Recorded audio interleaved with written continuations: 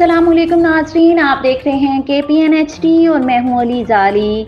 बाग़ आज़ाद कश्मीर सीनियर रहनुमा मोहम्मद फरीद हुसैन आल जम्मू कश्मीर मुस्लिम conference, Tokyo Japan senior रहनुमा सरदार अकल हुसैन, सरदार शौकत हुसैन आल जम्मू कश्मीर मुस्लिम कॉन्फ्रेंस के एक वफ़द की साबिक़ वज़ीर हुकूमत आज़ाद रियासत जम्मू कश्मीर चीफ ऑर्गेनाइज़र आल जम्मू कश्मीर मुस्लिम कॉन्फ्रेंस राजा मोहम्मद यासीन खान से उनकी रहायशगाह पर मुलाकात, जमात में वापस शमूलियत पर जोर।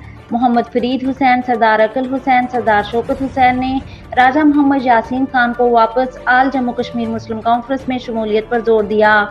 कहा कि आप जमात में वापस शामिल हों, जमात के कारकुनान और आपके हलके की अवाम को आपसे उम्मीदें वाबस्ता हैं।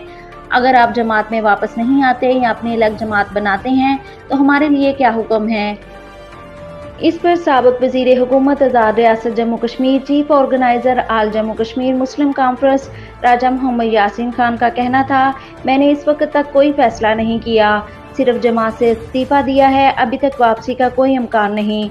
मैंने अभी तक कोई फैसला नहीं किया, अगर कोई फैसला किया तो आप तमाम सीनियर रहनुमाओं और अपने कारकुनान से मशावरत के बात करूँगा। इस मौका पर राजा मोहम्मद यासीन खान ने मोहम्मद फरीद हुसैन का इलेक्शन के दौरान बैरून मुल्क से होकर इलेक्शन कैंपेन चलाने पर मुबारकबाद पेश की। आखिर में मोहम्मद फरीद हुसैन, सरदार अकल हुसैन, सरदार शौकत हुसैन, पुरम शौकत की तशरीफ आवरी का शुक्रिया अदा करते हुए इजाज़त दी। मज़ीद न्यूज़ अपडेट्स के लिए देखते रहिए KPNHD।